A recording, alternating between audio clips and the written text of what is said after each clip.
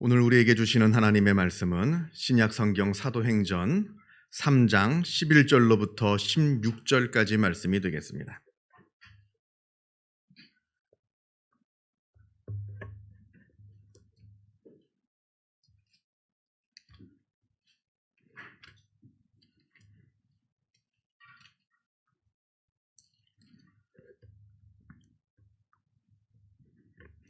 신약 성경 191면에 있습니다. 사도행전 3장 11절로부터 16절까지 말씀을 봉독합니다. 이 계시의 말씀을 봉독할 때에 살아계신 하나님의 음성을 다 함께 들으실 수 있기를 바랍니다. 나은 사람이 베드로와 요한을 붙잡으니 모든 백성이 크게 놀라며 달려 나아가 솔로몬의 행각이라 불리우는 행각에 모이거늘 베드로가 이것을 보고 백성에게 말하되 이스라엘 사람들아, 이 일을 왜 놀랍게 여기느냐? 우리 개인의 권능과 경건으로 이 사람을 걷게 한 것처럼 왜 우리를 주목하느냐? 아브라함과 이삭과 야곱의 하나님, 곧 우리 조상의 하나님이 그의 종 예수를 영화롭게 하셨느니라. 너희가 그를 넘겨주고 빌라도가 놓아주기로 결의한 것을 너희가 그 앞에서 거부하였으니 너희가 거룩하고 의로운 일을 거부하고 도리어 살인한 사람을 놓아 주기를 구하여 생명의 주를 죽였도다. 그러나 하나님이 죽은 자 가운데서 그를 살리셨으니 우리가 이 일의 증인이라. 그 이름을 믿음으로 그 이름이 너희가 보고 아는 이 사람을 성하게 하였나니 예수로 말미암아 난 믿음이 너희 모든 사람 앞에서 이같이 완전히 낫게 하였느니라. 아멘. 우리가 성경을 보게 되면 예수님의 부활을 직접 목격한 부활의 첫 증인들의 이야기가 나옵니다. 가장 먼저는 막달라 마리아, 그리고 예수님의 모친 마리아, 그리고 살로메라 하는 이 세 여인들이었습니다. 이 세 여인들이 예수님의 부활을 가장 먼저 목격하였습니다. 예수님께서 붙잡히시고 십자가에 돌아가신 후에 많은 제자들은 다 숨어 도망을 갔습니다. 자기들도 언제 붙잡힐지 모른다는 두려움에서 자기 몸을 숨기고 두려워 떨고 있는 동안에 그때 이 세 여인들은 자신들에게도 닥칠 위험을 무릅쓰고 예수님의 시신에 향품을 바르고자 예수님의 무덤으로 찾아갑니다. 이 여인들이 겁이 없어서 그곳에 간 게 아닙니다. 또 이 여인들이라 해서 여자들이라 해서 안전할 거라 생각해서 간 것도 아닙니다. 이들도 두렵긴 마찬가지였겠죠. 그러나 예수님을 너무나 사랑하였기에 비록 두렵고 무섭긴 하지만 그럼에도 불구하고 사랑하는 예수님의 마지막 그 가시는 길을 돌봐드리기 위해서 그 위험을 무릅쓰고 그곳까지 찾아가게 된 것입니다. 그렇게 예수님을 사랑했기 때문에 이들은 가장 먼저 예수님의 부활을 목격하는 영광을 얻게 되었습니다. 그런 다음에야 수제자라고 하는 베드로와 요한, 그 다음에 12제자들, 그 다음에 예수님을 따랐던 500여 문도들, 이렇게 차례대로 예수님께서 부활하신 자신의 모습을 그들에게 보여주십니다. 이 순서를 가만히 보면요, 제가 보기에는 사랑의 순서입니다. 예수님을 얼마나 사랑했는가. 가장 먼저 사랑한 예수님의 어머니 마리아, 막달라 마리아, 살로메, 이들이 가장 먼저 보았고요. 수제자인 베드로와 요한, 그 다음에 12제자, 그 다음에 조금 멀찍이서 따랐던 500여 문도들. 지금 우리의 일들도 마찬가지일 겁니다. 지금도 마찬가지일 겁니다. 예수님을 사랑하는 사람이 예수님의 부활을 경험합니다. 가끔 이야기를 들어보면 나는 부활은 전혀 믿지 못하겠노라 이렇게 말씀하시는 분들이 있는데요. 그분들에게 제가 드리는 말씀은 예수님을 먼저 사랑하세요. 예수님을 사랑하면 그 사랑의 힘으로 그 부활이 보이는 것이지, 예수님을 사랑하지 않고 나는 부활을 믿겠노라 하는 것은 말이 되지 않는 어불성설이라 하는 겁니다. 그래서 오늘 성경에 우리가 아는 것처럼 예수님을 가장 사랑하는 순서대로 예수님의 부활을 목격하였다 하는 것을 우리가 기억하여서 우리가 하나님을 또 예수님을 사랑할 때에 우리에게도 예수님의 그 부활의 모습이 명백하게 보인다 하는 것을 우리가 기억했으면 좋겠습니다. 자, 이렇게 예수님을 부활을 목격한 사람들에게 예수님께서 주시는 명령이 있는데 그 명령은 바로 가서 전하라입니다. 예수님께서 부활하신 그 놀라운 사실을 너는 다른 사람들에게 가서 전하라. 이 말씀을 예수님께서 명령하십니다. 그래서 전합니다. 그 명령을 듣고 그 예수님의 부활 사실을 전하는데, 그런데 문제는 그 부활했다는 그 사실을 전하는데 그 말을 도무지 사람들이 믿지 않는다는 데에 문제가 있는 겁니다. 자, 먼저 막달라 마리아가 이 사실을 12제자들에게 이야기합니다. 내가 부활하신 예수님을 만났노라. 내가 직접 만나서 예수님과 이야기를 나누었노라. 그러나 제자들은 그 말을 믿지 않습니다. 나중에 12제자들에게 예수님께서 직접 나타나셔서 자신의 부활하신 모습을 보여주신 다음에야 그제서야 그 제자들도 예수님께서 부활하신 그 사실을 믿게 됩니다. 근데 문제는 그때 도마가 있질 못했어요. 도마가 그 자리에 있질 못했습니다. 다른 제자들이 내가 부활하신 예수님을 보았노라, 우리가 보았노라 말하니까 10명이, 유다는 빠져 있으니까요, 이야기를 해도 그 말을 10명이나 이야기를 하는데 듣질 않는 겁니다. 믿질 않는 겁니다. 내가 그 손에 못자국을 보며 내 손가락을 그 못자국에 넣으며 내 손을 그 옆구리에 넣어보지 않고는 믿지 아니하겠노라. 무슨 말입니까? 난 믿지 못하겠노라 하는 말이죠. 난 도무지 믿을 수가 없다. 그러던 도마에게도 예수님께서 직접 나타나셔서 그 모습을 보여주시니까 그제서야 그도 내가 믿습니다. 이렇게 말을 합니다. 자, 그런데 여러분, 그렇게 예수님을 가까이서 따랐던 그 제자들도 믿지 못한 그 부활을 우리는 보지 못하고 듣기만 해서 믿고 있습니다. 지금 기독교 2000년 역사 동안 수많은 믿음의 성도들이 그 부활의 모습을 직접 보지 못하고 직접 그 몸에 손을 대지 않고서도 그 말씀을 듣고서 그 수많은 사람들이 믿고 우리도 지금 믿고 있다라고 하는 겁니다. 참 놀라운 사실 아닙니까? 제자들도 들어서는 믿지 못했던 그 부활을 우리는 듣고 믿고 있다 하는 겁니다. 어떻게 이런 일이 있을 수 있을까요? 어떻게 이 놀라운 일이 일어나고 있는 겁니까? 여기에는 두 가지가 있습니다. 하나는 일관된 메시지입니다. 기독교가 선포한 일관된 메시지. 두 번째로는 그 메시지를 전하는 진실된 메신저, 진실된 증인의 삶이 있었다라고 하는 겁니다. 자, 먼저 메시지입니다. 초대교회가 이 부활을 부단히 선포합니다. 물론 처음에는 아무도 믿질 않죠. 그러나 한 번, 두 번 전한 것으로 만족하지 않고 부단히 계속해서 이 부활의 소식을 선포합니다.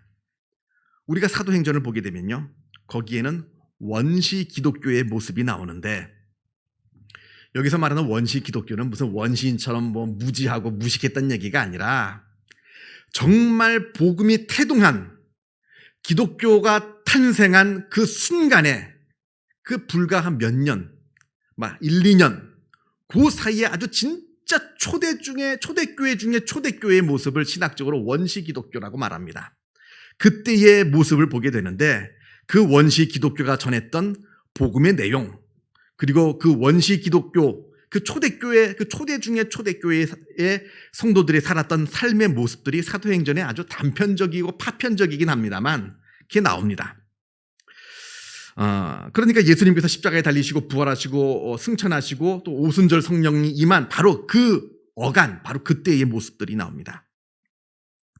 그때 그 원시 기독교가 전한 복음의 내용들이 사도행전에 나오는데 그 내용이 바로 오늘 우리가 읽은 사도행전 13장에 나오는 내용입니다. 사도행전 3장에 13절부터 쭉 그 내용이 나오는데 편의상 제가 15절만 읽겠습니다. 생명의 주를 죽였도다. 너희가 죽였다는 겁니다. 너희가 바로 생명의 주를 죽였도다.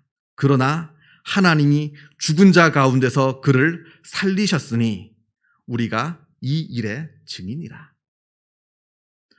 오늘 본문은 베드로가 나면서부터 걷지 못하는 안진뱅이를 일으킨 다음에 이 놀라운 사실을 지켜본 사람들에게 복음을 선포하는 그 내용입니다. 뭐라고 얘기하냐면 그 놀라운 사실들을 지켜본 그 사람들에게 베드로가 설교하는데 바로 예수께서 죽으셨다가 다시 살아나셨다, 이 말씀을 전하고 있는 겁니다. 복음을 전하는데 예수 믿으면 복 받습니다. 예수 믿으면 건강해집니다. 예수 믿으면 만사 형통입니다. 예수를 믿으면 돈을 잘 벌게 됩니다. 이걸 말하는 게 아니에요. 안진뱅이가 일어났습니다. 일어난 이 상황과는 상관없이 복음의 핵심을 말합니다. 바로 예수께서 죽으시고 부활하셨습니다. 물론 예수 믿으면 잘 살게 됩니다. 예수 믿으면 건강하게 됩니다. 예수 믿으면 건강해집니다. 중요하죠. 그러나 복음의 입장에서 봤을 때는 이건 부차적인 내용입니다. 물론 중요한 내용이지만 부차적인 거라는 겁니다.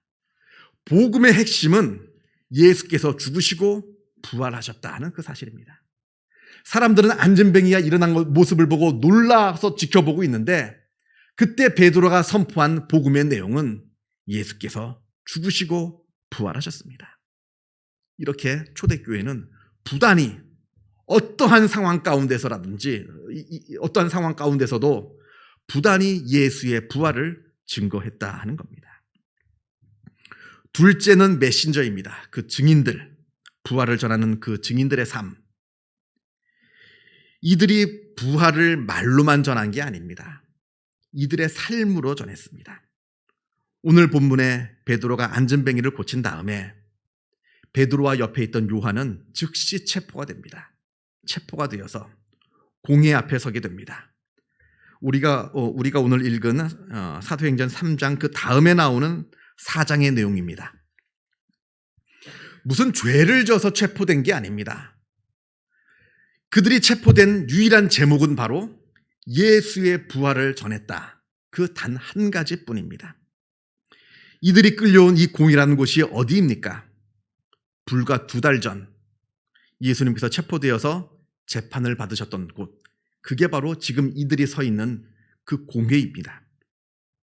2달 전 예수님께서 재판을 받으실 때에 너무나 두려워서 그 공회 안에 들어가 보지도 못하고 멀찍이서 불을 쬐며 있다가 어느 여종이 너도 저와 함께 도당이다, 같은 도당이다 하는 그 말 한마디에 나는 저를 모른다, 저 예수를 모른다라고 말하면서 예수님을 부인하고 또 저주하였던 그 베드로였습니다. 그러나 불과 2달 뒤에 공회 앞에 이들이 다시 서게 된 겁니다. 이들이 공회 앞에서 그렇게 자기들이 두려워하고 무서워했던 공회원들 앞에서 예수님의 부활을 담대하게 지금 전하고 있습니다. 오늘 본문은 아닙니다만 4장 13절에 이런 말씀이 나옵니다. 그들이 베드로와 요한이 담대하게 말함을 보고 그들을 본래 학문 없는 범인으로 알았다가 이상히 여기며, 전에는 무식하고 무지하고 비겁하고 탐욕스러웠던 사람들이었는데 지금은 지혜가 있고 용기가 있으며 헌신적인 사람이 되었습니다. 이것을 놀랍게 생각했다는 겁니다. 그 공회원들이.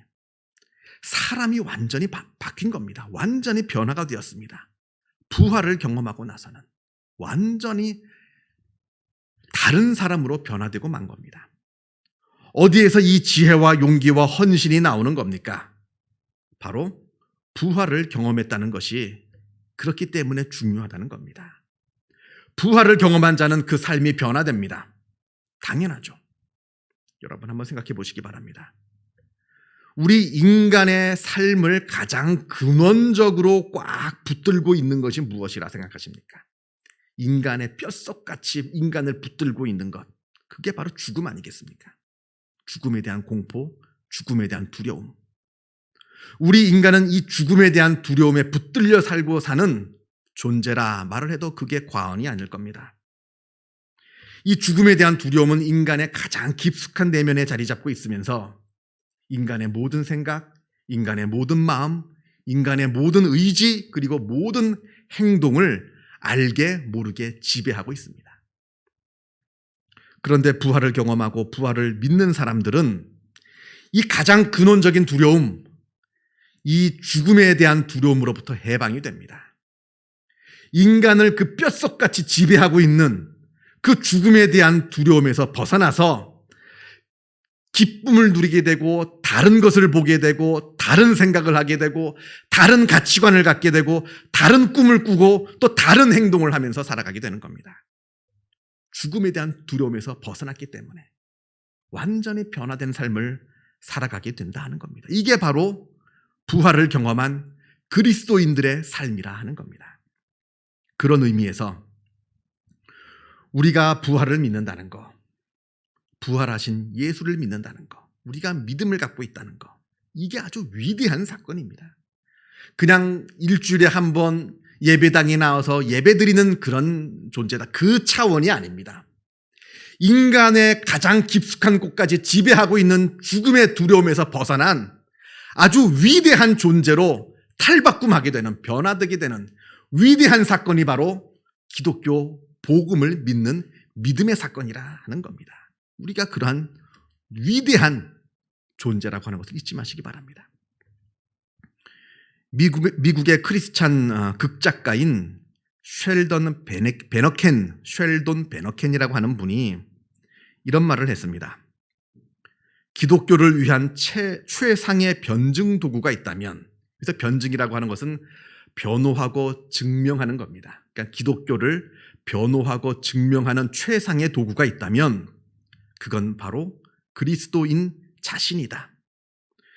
그들의 기뻐하는 모습과 확신에 찬 모습, 그리고 저들의 온전함을 보라. 이것이야말로 기독교를 변호하고 증명하는 최상의 변증 도구이다. 하지만 동시에 기독교를 무너뜨리는 가장 강력한 도구가 있다면 그것 또한 바로 그리스도인들이다. 저들이 절망과 슬픔에 잠겨 있고 또한 다른 사람들에게 편협하고 배타적이고 공격적일 때 기독교는 그리스도인들에 의해서 수천 번도 더 죽는다.